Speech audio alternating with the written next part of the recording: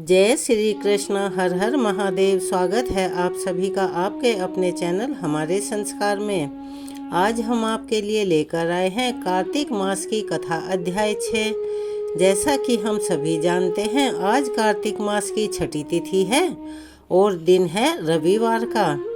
तो कथा सुनाने से पहले आप सभी से निवेदन है कि अगर आप चैनल पर नए हैं तो चैनल को सब्सक्राइब करें, वीडियो को लाइक करें, ज़्यादा से ज़्यादा शेयर करें, बेल आइकन को भी अवश्य ही दबाएं। कमेंट्स बॉक्स में जय श्री कृष्ण हर हर महादेव लिखना ना भूलें। कान्हा जी यानी कृष्ण भगवान की कृपा आप सभी पर हमेशा बनी रहे। आपके घर में अन्न धन के भंडार हमेशा भरे रहें। कार्तिक मास हिंदू धर्म में विशेष महत्व रखता है और इस मास के छठे दिन की कथा मोक्ष प्राप्ति का साधन और मार्ग दिखाने वाली है। यह कथा श्रद्धा, भक्ति और भगवान के प्रति समर्पण का अद्वितीय उदाहरण है। इस दिन की कथा से न केवल हमें पापों से मुक्ति मिलती है बल्कि हमारे लिए मृत्यु पश्चात मोक्ष के द्वार भी खुलते हैं। तो आइए भक्तों, भगवान श्री कृष्ण का नाम लेकर गणेश भगवान की जय बोलते हुए आज के कार्तिक मास महात्म्य के छठे अध्याय को सुनते हैं। उससे पहले जैसे हम आपको एक कहानी सुनाते हैं वह कहानी सुनते हैं। एक बार किसी गांव में हरिदास नाम का एक किसान रहता था और वह भगवान कृष्ण की बहुत ही पूजा अर्चना किया करता था। उनका बहुत बड़ा भक्त था और लगभग हर महीने ही वह वृंदावन जाया करता था। अगर कभी कोई मजबूरी हो तो अलग बात है। और जब भी वह वृंदावन जाता था वहाँ भगवान को पेड़ों का भोग लगाया करता था। वृंदावन में भगवान श्री कृष्ण को पेड़ों का भोग जरूर लगाया जाता है क्योंकि वह भगवान कृष्ण के प्रिय भोगों में से एक है। वह किसान भगवान को भोग लगाने के बाद बचे हुए पेड़े का प्रसाद घर पर लाता था और आसपास के लोगों में बांट दिया करता था। लगभग कई सालों से यही क्रम चलता आ रहा था। एक दिन वह किसान वृंदावन में बांके बिहारी जी के दर्शन करने के लिए जा रहा था। तभी रास्ते में उसने एक हलवाई की दुकान देखी जिस पर एक खास तरह की मिठाई बन रही थी। उसे देखकर हरिदास को कुछ समझ में ही नहीं आया कि यह क्या है। तब उसने हलवाई से पूछा, भैया आप यह कौन सी मिठाई बना रहे हो? तो हलवाई बोला, भैया इसे खुरचन कहते हैं और यहाँ की सबसे मशहूर मिठाई है और नंद लाला को बहुत पसंद है। जरा खाकर देखो और बताओ कि कैसी बनी है। तब हरिदास बोला, नहीं, मैं पहले अपने कान्हा जी को भोग लगाऊंगा, उसके बाद ही खाऊंगा। तुम एक काम करो, तुम पेड़ों की जगह आज मुझे यही मिठाई दे दो। हलवाई से खुरचन लेकर वह किसान मंदिर पहुंच गया, बांके बिहारी जी की पूजा की और भोग लगाकर वापस गांव लौट आया। उसके बाद तो वह हर महीने कान्हा जी को खुरचन का भोग लगाने लगा। इसी बीच मौसम बदला और गर्मियां शुरू हो गई। फिर एक बार वह वृंदावन जाने लगा तो रास्ते में उसी हलवाई की दुकान पर गया, लेकिन इस बार उसे दुकान पर कहीं भी वह खुरचन दिखाई नहीं दी जिसका भोग वह कान्हा जी को काफ़ी समय से लगा रहा था। तब हरिदास ने हलवाई से पूछा, भैया आज खुरचन नज़र नहीं आ रही, क्या बात है? तब हलवाई बोला, भैया गर्मियों में दूध की कमी हो जाती है और खुरचन बनाने में बहुत सारे दूध की ज़रूरत पड़ती है, इसीलिए गर्मियों में मैं खुरचन नहीं बनाता और ना खुरचन मिलती। यहाँ नहीं बल्कि पूरे वृंदावन में आपको कहीं भी नहीं मिलेगी। आज खुरचन की जगह पर तुम पेड़े ले जाओ। तब वह किसान कहने लगा, रे भैया मैं तो कान्हा जी को खुरचन का ही भोग लगाना चाहता हूँ। आप एक काम करो, मेरे लिए थोड़ी सी खुरचन बना दो। उसकी बात सुनकर हलवाई बोला, अरे भैया समझो बात को, खुरचन नहीं बन सकती, उसे बनाने में पूरा दिन लग जाता है। ना तो हमारे पास इतने छोटे छोटे बर्तन हैं जिसमें थोड़ी सी खुरचन बन जाए। आप मेरी बात मानो और कान्हा जी को पेड़ों का ही भोग लगा दो। किसान ने सोचा, लगता है इस बार कान्हा जी को खुरचन का भोग नहीं मिलेगा। चलो कोई बात नहीं, इस बार पेड़े का ही भोग लगा देता हूँ। ऐसा कहकर उसने हलवाई से पेड़े ले लिए और भगवान को भोग लगाने के लिए मंदिर में पहुँच गया और भोग लगाकर वापस भी आ गया। जब वह अपने घर पर रात के समय सो रहा था तो उसके सपने में कान्हा जी बाल रूप में आए और उसे दिखे और उसने देखा नन्हे से कान्हा जी की आंखों से टप टप आंसू टपक रहे हैं और उनके सामने पेड़े पड़े हुए हैं जिसका भोग उसने कान्हा जी को लगाया था। कान्हा जी को उदास होकर इस तरह रोते देखकर हरिदास की तो झट से आंख खुल गई और वह बहुत व्याकुल हो उठा। उसे लगा उसके कान्हा जी बहुत नाराज हैं, दुखी हैं और उन्हें खुरचन का ही भोग चाहिए। और वह अपने मन में सपने को याद करके रात में ही पैदल वृंदावन के लिए घर से निकल पड़ा। रास्ते में वह चलता जा रहा था और किसी तरह चलते चलते वह हलवाई की उसी दुकान पर पहुंच गया और वह लगातार सारी रात तक चलता रहा था। अब जब वह वृंदावन में उसी हलवाई की दुकान पर पहुंचा तो सवेरा होने वाला था। हलवाई भी इतने समय में उस किसान को अच्छी तरह से जान पहचान गया था, क्योंकि वह किसान भी लगभग हर महीने ही वृंदावन के उस हलवाई की दुकान पर जाया करता था, क्योंकि उसे अपने कान्हा जी के लिए खुरचन का भोग जो लेना था। हलवाई ने जब किसान को देखा तो कहने लगा, अरे भाई जी, इतनी सुबह सुबह क्या बात है? तो किसान बोला, अरे भैया, आप मुझे बता दो खुरचन कैसे बनती है, नहीं तो मेरे नंदलाला तो भूखे रह जाएंगे। हलवाई बोला, हमारे जैसी खुरचन पूरे वृंदावन में कोई नहीं बनाता, हम अपनी सीक्रेट रेसिपी तुम्हें कैसे बता दें? मुझे तो लगता है तुम्हें किसी हलवाई ने खुरचन के बारे में पता करने भेजा है कि हमारे जैसी खुरचन कैसे बनाई जाती है, क्योंकि इतनी स्वादिष्ट खुरचन तो केवल हमारी दुकान पर ही मिलती है और यहाँ तुम कान्हा जी का नाम लेकर झूठी मनगढ़ंत कहानियाँ बना रहे हो ताकि मैं तुम्हें खुरचन बनाने की विधि बता दूँ। चलो भागो यहाँ से और फिर कभी मेरी दुकान पर दोबारा नज़र मत आ जाना। हलवाई से डांट फटकार सुनकर किसान बेचारा दुखी हो गया और वह कान्हा जी के मंदिर के बाहर जाकर उदास होकर चुपचाप बैठ गया। दुख के मारे वह कान्हा जी के दर्शन करने भी नहीं गया। खाली हाथ जाता तो क्या करता, उसे तो नंदलाला के लिए खुरचन का भोग ही चाहिए था।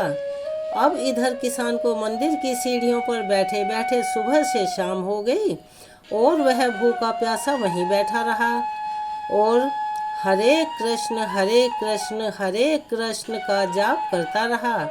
शाम के समय किसी तरह वही हलवाई भाई जिसने किसान को डांट कर भगाया था, हरिदास को यानी उस किसान को ढूंढते हुए वहां आया और कहने लगा, भाई जी, मैं बहुत देर से आपको ढूंढ रहा हूं। आपको मैंने दुकान से भगा दिया और उसके बाद से ही मेरी दुकान पर ना तो एक भी ग्राहक आया शाम तक और सारी की सारी मिठाइयाँ ऐसे ही पड़ी रही, सारी की सारी बासी हो गई।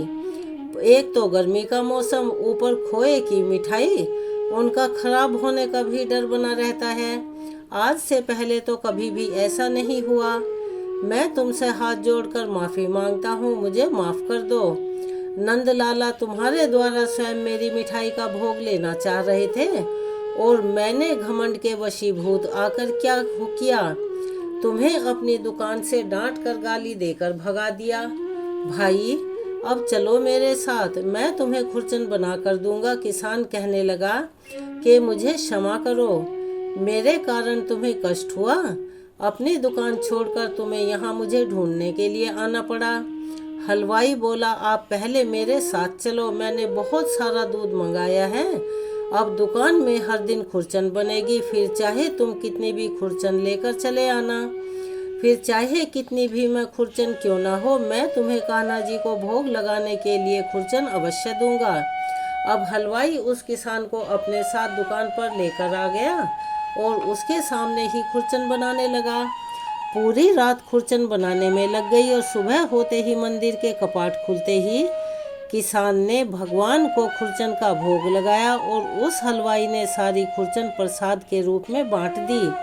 अब किसान के मन की जो बेचैनी थी, जो उदासी थी, वह शांत हो गई, क्योंकि उसके नंदलाला ने उसके हाथ से खुरचन का भोग जो ग्रहण कर लिया था।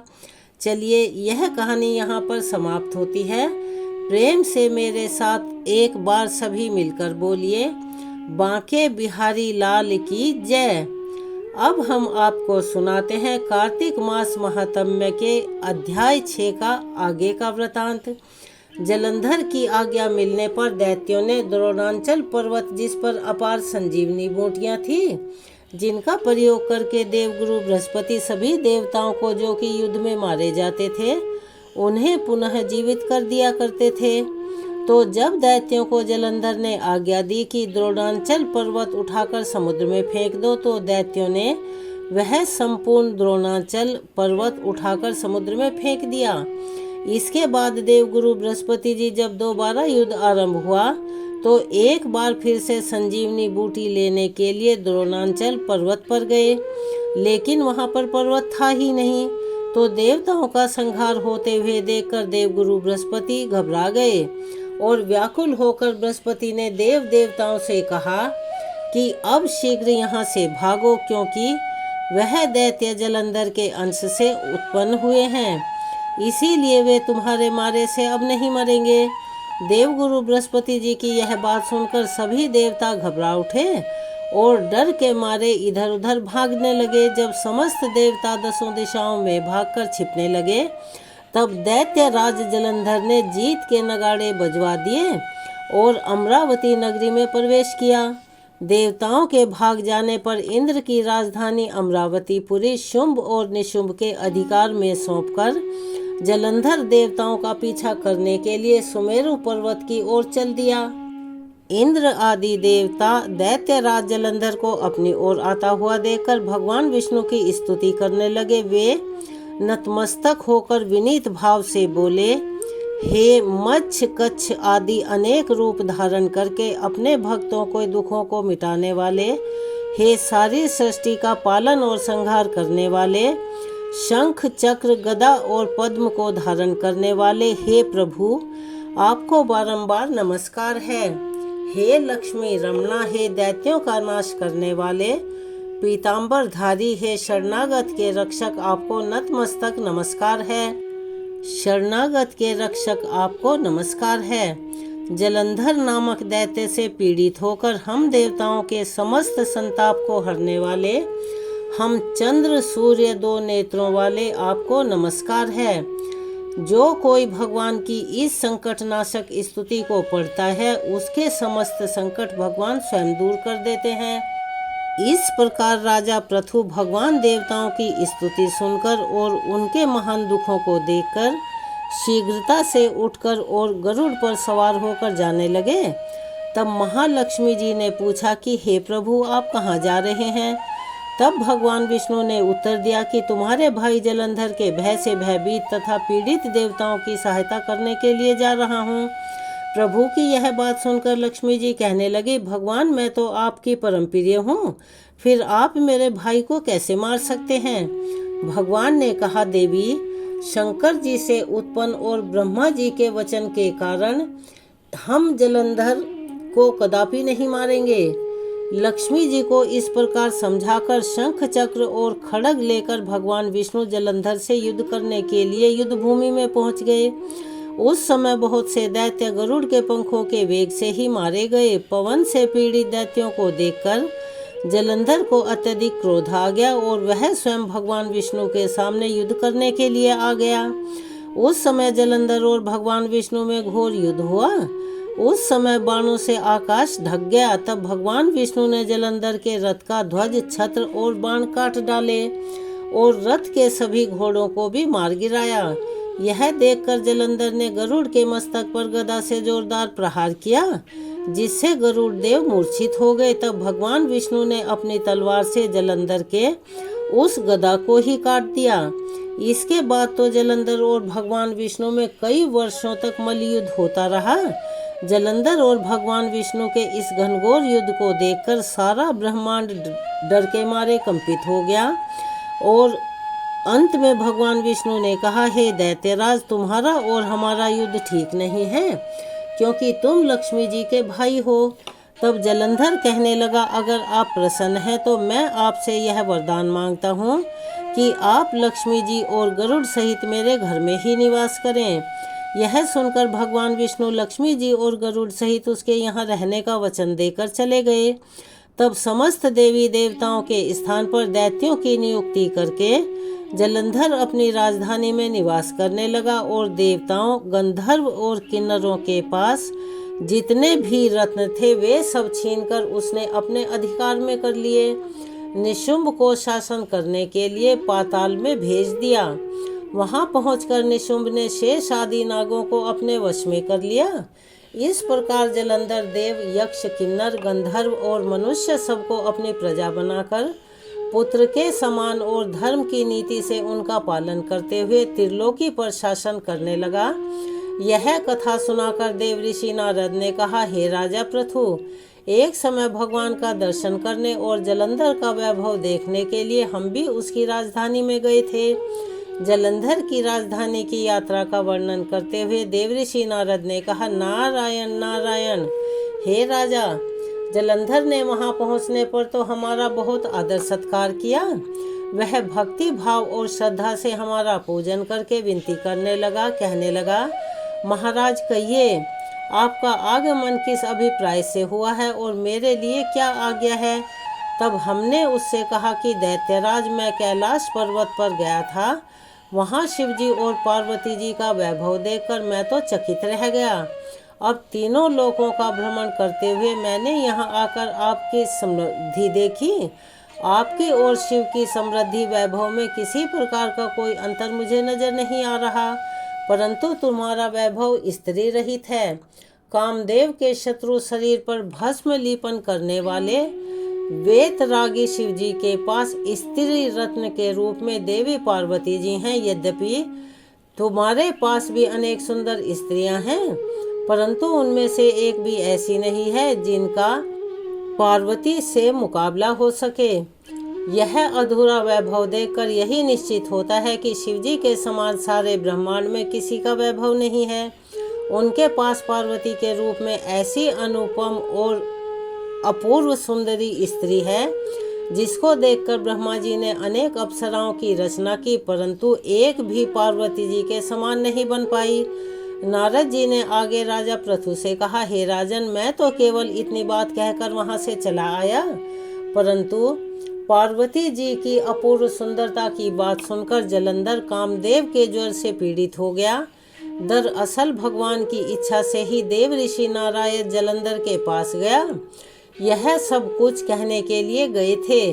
देव ऋषि की बात सुनकर उसने उसी समय राहु को बुलाकर कहा कि तुम अभी के अभी कैलाश पर्वत पर जाओ और शिव को हमारी आज्ञा सुनाओ। तुम शिव से कहना कि त्रिलोकी के राजा अति पराक्रमी जलंधर ने तुम्हें आज्ञा दी है कि तीन लोक के नाथ और सभी रत्नों के स्वामी जलंधर के होते हुए तुम शमशानवासी और नरमुंड की माला धारण करने वाले जटाजूटधारी अवधूत के पास पार्वती जैसी परम सुंदर स्त्री शोभा नहीं देती। तीनों लोकों का स्वामी होने के कारण सभी रत्नों पर मेरा अधिकार है, क्योंकि पार्वती स्त्री रूप में रत्न है, अतः वह भी मेरे पास ही शोभित हो सकती है। दैत्यराज जलंधर की आज्ञा पाकर राहु उसी समय चंद्रमा के समान उज्जवल कैलाश पर्वत पर जा पहुंचा और अपनी भयानक दृष्टि से दैदीप्यमान कैलाश पर्वत को काला कर दिया। तब भगवान शिव के द्वारपाल नंदी द्वारा शिवजी के सम्मुख उपस्थित किए जाने पर राहु ने दैत्यराज जलंधर की जो आज्ञा उन्होंने दी थी वह सुना दी। राहु की यह बात सुनते ही भगवान शिव की दोनों भ्रुकुटियां तन गई और उन्हें अत्यधिक क्रोध आ गया। तब उनकी भौहें से एक अत्यंत भयंकर पुरुष उत्पन्न हुआ जो सिंह के समान मुंह वाला था। उसके लाल लाल अग्नि के समान विकराल नेत्र थे और उसके सारे शरीर पर बड़े बड़े बाल उगे हुए थे। उत्पन्न होते ही वह भयंकर मनुष्य विकराल मुख फैलाकर राहु को खा जाने के लिए आगे बढ़ा अब तो राहु भयभीत होकर कहने लगा, हे देवों के देव महादेव जी, एक तो मैं ब्राह्मण हूँ, दूसरा दूत के रूप में यहाँ आया हूँ, इसीलिए आप कृपा करके मुझे मत मारिए। राहु की यह बात सुनते ही भगवान शंकर ने उसे आकाश में फेंक दिया। तब वह भयंकर पुरुष शिवजी के पास आया और अत्यंत विनम्र भाव से कहा कि हे महादेव, मैं भूखा हूँ, कृपा करके मुझे कुछ खाने को दो। तब शिवजी ने कहा, तुम अपने हाथ पैरों को खा जाओ। शिवजी की आज्ञा पाते ही वह विशालकाय मनुष्य अपने हाथ और पैरों सहित अपने सारे धड़ को ही खा गया। जब केवल मुंह ही शेष बचा, तब भगवान शंकर ने प्रसन्न होकर उससे कहा कि तुमने मेरी आज्ञा का पालन किया है, इसीलिए आज से तुम संसार में कीर्ति मुख के नाम से जाने जाओगे और आज से मैं तुम्हें अपना द्वारपाल नियुक्त करता हूँ। पहले पूजा तुम्हारी होगी, उसके बाद में हमारी होगी। तुम्हारी पूजा के बिना हमारी पूजा निष्फल मानी जाएगी, अधूरी मानी जाएगी। उधर शिवजी के द्वारा आकाश में फेंका गया राहु बर्बर देश में जाकर गिर गया। राहु की ऐसी दशा देखकर जलंधर अत्यंत क्रोधित हुआ और शिवजी से लड़ने के लिए दैत्यों की 1 करोड़ सेना लेकर अपने पुर से यानी अपने नगर से बाहर निकला। इसी समय उसके साथ सामने से एक आंख वाले दैत्य गुरु शुक्राचार्य और अंग भंग राहु को उसने आते हुए देखा। इतना ही नहीं, और भी अनेकानेक अपशकुन हुए, परंतु उन्हें देखकर भी वह रुका नहीं। वह अपार दैत्य सेना सारे आकाश में बादलों की तरह से छा गई। जब देवताओं ने दैत्य जलंधर की अपार सेना सहित कैलाश पर्वत पर चढ़ाई करते देखा, तो चुपचाप इसकी सूचना शिवजी को दे दी। समाचार पाते ही शिवजी महाराज ने विष्णु भगवान का स्मरण किया और भगवान विष्णु का स्मरण करते ही उनके सामने उपस्थित हो गए। शिवजी ने भगवान विष्णु से कहा, हे नारायण, देवताओं को पीड़ा देने वाले इस महादैत्य को आपने क्यों नहीं मारा? इतना ही नहीं, आप स्वयं श्री लक्ष्मी सहित उसके घर में विराजमान हो गए, आखिर इसका कारण क्या है? तब भगवान विष्णु ने उत्तर दिया कि हे देवों के देव महादेव, यह महादैत्य आपके अंश से उत्पन्न हुआ है और लक्ष्मी जी का भाई है, इस कारण हमने उसको नहीं मारा। अंत में यह महादैत्य आपके ही हाथ से मारा जाएगा। भगवान विष्णु की यह बात सुनकर शिवजी कहने लगे, यह तेजस्वी दैत्य तो हमसे भी नहीं मारा जा सकेगा, इसीलिए इसको मारने के लिए आप अपना तेज देने की कृपा कीजिए। शिवजी के ऐसे वचन सुनकर श्री विष्णु भगवान सहित समस्त देवताओं ने अपना अपना तेज शिवजी को दे दिया। फिर शिवजी उस तेज को इकट्ठा करके ज्वालामाली सुदर्शन चक्र और एक वज्र बनाकर जलंधर से युद्ध करने के लिए तैयार हुए। शिवजी के भूतगणों की सेना में समस्त देवतागण भी सम्मिलित हो गए। उधर जलंधर अपनी सेना सहित कैलाश के पास पहुंच गया और इधर कीर्तिमुख और नंदी आदि समस्त गण और देवताओं की सेना भी युद्ध के मैदान में आ डटी। देवताओं और जलंधर की सेना में ऐसा घोर संग्राम हुआ कि समस्त भूमंडल कंपायमान हो गया। युद्ध के मैदान में जितने दैत्य मरते, दैत्य गुरु शुक्राचार्य उन्हें अपनी संजीवनी विद्या से जीवित कर दिया करते थे। यह दृश्य देखकर भूत आदि गणों ने शिवजी के समीप जाकर उन्हें सारा वृतांत कह सुनाया। तब शिवजी ने कंदरू के समान मुख वाले महाभयंकर लाल जंघा नामक एक कन्या अपने मुख से उत्पन्न की और वह कन्या हुंकार मारकर दैत्यों को अपने मुख में डालते हुए श्री शुक्राचार्य जी को उठाकर आलोप हो गई। तब शिवगण निर्भय होकर दैत्य सेना को बुरी तरह मारने लगे। गणों की इस मार से व्याकुल होकर दैत्य सेना भाग खड़ी हुई। दैत्य सेना को इस प्रकार भागते देखकर जलंधर के सेनापति शुंभ, निशुंभ और कालनेमी ने आगे बढ़कर देव सेना पर प्रत्यागमन कर दिया, यानी कि हमला कर दिया। जब देव सेना दैत्यों की मार से विचलित हो उठी, तब गणेश जी और शुंभ के बीच में घनघोर संग्राम हुआ। दैत्यों को पराजित होते देखकर जलंधर स्वयं युद्ध क्षेत्र में आया। उसे देखकर वीरभद्र ने जलंधर पर अनेकों प्रहार कर दिए। कीर्तिमुख का ही एक नाम भद्र भी है। तब जलंधर ने क्रोधित होकर अपना परिघ उस पर दे मारा और उसके रथ की ध्वजा काट दी। फिर उसने देवसेना पर भयंकर बाणों की वर्षा करके उसमें भगदड़ मचवा दी।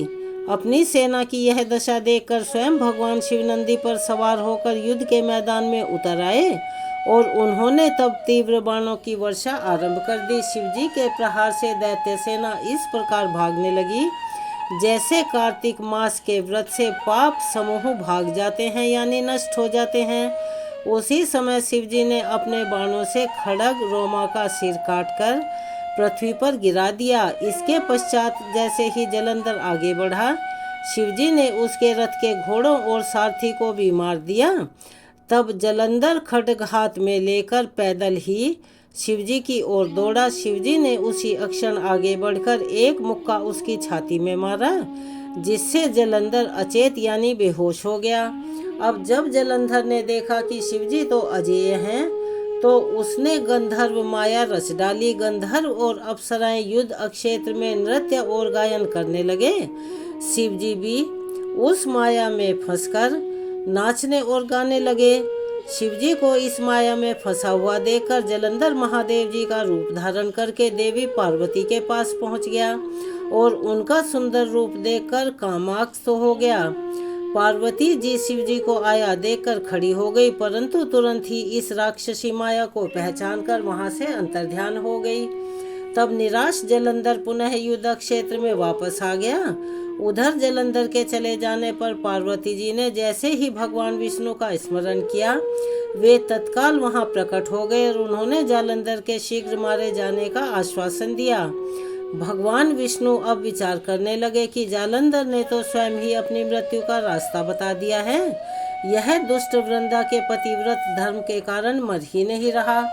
इसीलिए देवताओं और अपने भक्तों की रक्षा करने के लिए हमको ही वृंदा के धर्म को भ्रष्ट करना पड़ेगा और यह घोर पाप कर्म मुझे ही करना पड़ेगा, क्योंकि ऐसा किए बिना तो यह दुष्ट नहीं मरेगा। इतनी ही देर में शिवजी भी राक्षसी माया से मुक्त हो गए और जलंधर को आया देखकर पुनः उस पर बाणों की वर्षा करने लगे। इसके बाद जो कुछ भी हुआ उसका वृतांत हम आपको अपनी आने वाली वीडियो में सुनाएंगे, यानी अगले अध्याय में सुनाएंगे। उसे भी आप अवश्य ही सुनिएगा।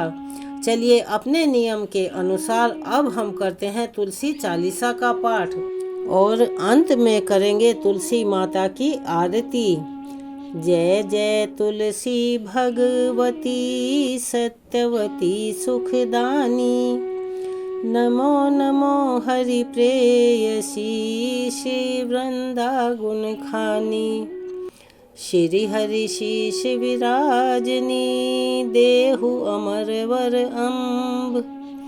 जनहित है वृंदावनी, अब ना करहु विलम्ब। धन्य धन्य श्री तुलसी माता, महिमा अगम सदा श्रुति गाता। हरि के प्राण हो से तुम प्यारी, हरि ही हेतु कीन्हो तप भारी। जब प्रसन्न है दर्शन दीन्हो, तब कर जोरी विनय कीन्हो। हे भगवंत कंत मम होहु, दीन जानि जनि छाड़हु छोहु। सुनी लक्ष्मी तुलसी की बानी, दीनों साप कद्ध पर आनी। उस अयोग्य वर मांगन हारी, हो विटप तुम जड़ तनु धारी।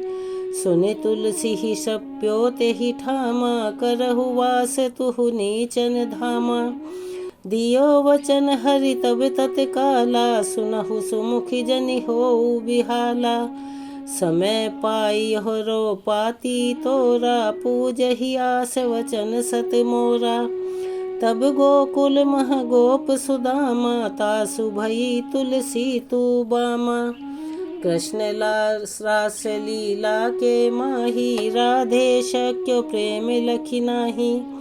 दियो शाप तुलसी ही तत्काला, नरलोक ही तुम जन्महु बाला। यो गोप वह दानव राजा, शंख चूड़ नामक सिर ताजा।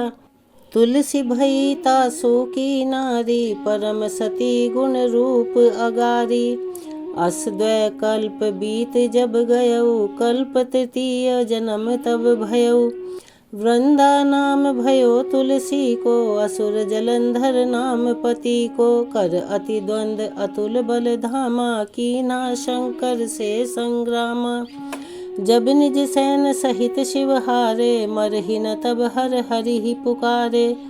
पतिव्रता वृंदा थी नारी, को न सके पति ही संघारी। तब जलंधर ही भेष बनाई, वृंदा ढिग हरि पहुँचे जाई। शिव हित लही करी कपट प्रसंगा, कियो सती तो धर्म तो ही भंगा। भयो जलंधर कर संघारा, सुनि उर शोक उपारा। तेहि क्षण दियो कपट हरितारी, लखी वृंदा दुख गिरा उचारी। जलंधर जस हत्यो अभीता, सोई रावण तस हरि ही सीता। अस प्रस्तर सम हृदय तुम्हारा, धर्म खंडी मम पति संघारा। यही कारण लही शाप हमारा, होवे तनु पाषाण तुम्हारा। सुनि हरि तुरत ही वचन उचारे, दियो शाप बिना विचारे। लखी न निज कर तूति पति को, छलन चाहियो जब पार्वती को। जड़मति तू अस हो जड़ रूपा, जग मह तुलसी विटप अनूपा। धग्व रूप हम शालिग रामा, नदी गंडकी बीच ललामा। जो तुलसी दल हम ही चढ़े हैं, सब सुख भोग परम पद पई हैं। बिनु तुलसी हरि जलत शरीरा, अतिशय उठत शीश उर पीरा। जो तुलसी दल हरि सिर धारत, सो सहस्त्र घट अमृत डारत। तुलसी हरि मन रंजनिहारी, रोग दोष दुख भंजनिहारी। प्रेम सहित हरि भजत निरंतर, तुलसी राधा में नहीं अंतर। व्यंजन हो 56 प्रकारा, बिन तुलसी के हर ही न प्यारा। सकल तीर्थ तुलसी तरु छाही, लहद मुक्ति जन संशय नाही। कवि सुंदर एक हरि गुण गावत, तुलसी सही निकट सहस्त्र गुण पावत। बसत निकट दुर्वासा धामा, जो प्रयास ते पूर्व ललामा। पाठ करहि जो नित नर नारी, होई सुख भाषहि त्रिपुरारी। तुलसी चालीसा पढ़ी, तुलसी तरु ग्रह धारी। दीप दान करि पुत्र फल, पावहु बंधु नारी। सकल दुख दरिद्र हरि, हार परम प्रसन्न।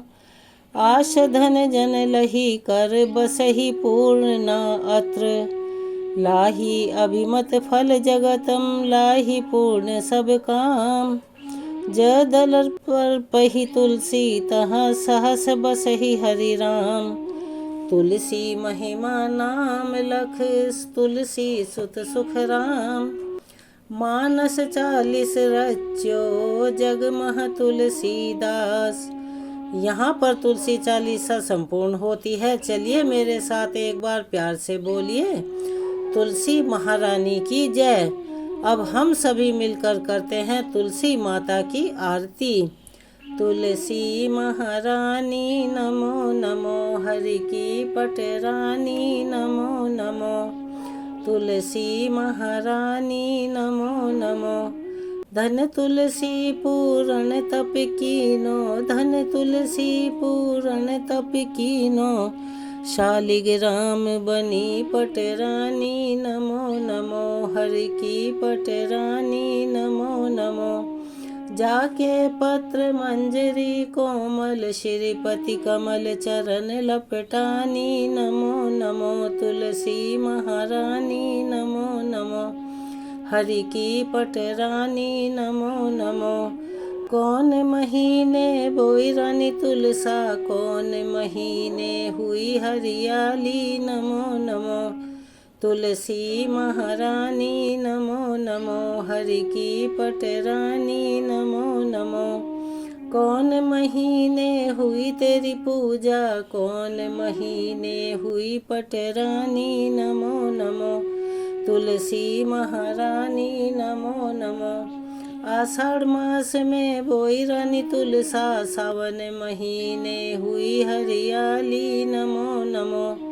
तुलसी महारानी नमो नमो, हरि की पटरानी नमो नमो। कार्तिक मास में हुई तेरी पूजा, मंगसिर मास हुई पटरानी नमो नमो। तुलसी महारानी नमो नमो, हरि की पटरानी नमो नमो। धूप दीप नवैध आरती, पुष्पन की वर्षा बरसानी नमो नमो। तुलसी महारानी नमो नमो, हरि की पटरानी नमो नमो। 56 भोग 36 व्यंजन, बिन तुलसी हरि एक न मानी नमो नमो। तुलसी महारानी नमो नमो, हरि की पटरानी नमो नमो। जो तुलसी को सवेरे गाए, श्री कृष्ण के दर्शन पाए नमो नमो। तुलसी महारानी नमो नमो, हरि की पटरानी नमो नमो। जो तुलसी को दोपहर को गाए, खीर खांड का भोग लगाए नमो नमो। तुलसी महारानी नमो नमो, हरि की पटरानी नमो नमो। जो तुलसी को सांझ को गाए, श्री कृष्ण की आरती उतारे नमो नमो। तुलसी महारानी नमो नमो, हरि की पटरानी नमो नमो। जो तुलसी को रात को गाए, श्री कृष्ण के चरण दबाए नमो नमो। तुलसी महारानी नमो नमो, हरि की पटरानी नमो नमो। सब सखी मैया तेरो यश गावे, भक्ति दान दीजे महारानी नमो नमो। तुलसी महारानी नमो नमो, हरि की पटरानी नमो नमो। तुलसी महारानी नमो नमो। यहाँ पर तुलसी माता की आरती पूर्ण होती है। आप सभी से निवेदन है, अगर आप चैनल पर नए हैं तो चैनल को सब्सक्राइब करें, वीडियो को लाइक करें, ज़्यादा से ज़्यादा शेयर करें, बेल आइकन को भी अवश्य ही दबाएं। कमेंट्स बॉक्स में जय श्री कृष्णा, हर हर महादेव, जय हो तुलसी महारानी की लिखना ना भूलें। अपना प्यार और सहयोग हमें ऐसे ही देते रहें, क्योंकि आपका प्यार और सहयोग हमारे लिए अनमोल होता है और हमारी मदद भी करता है। तो चलिए मिलते हैं अगली वीडियो में, उसे भी आप अवश्य ही सुनिएगा। तब तक के लिए धन्यवाद।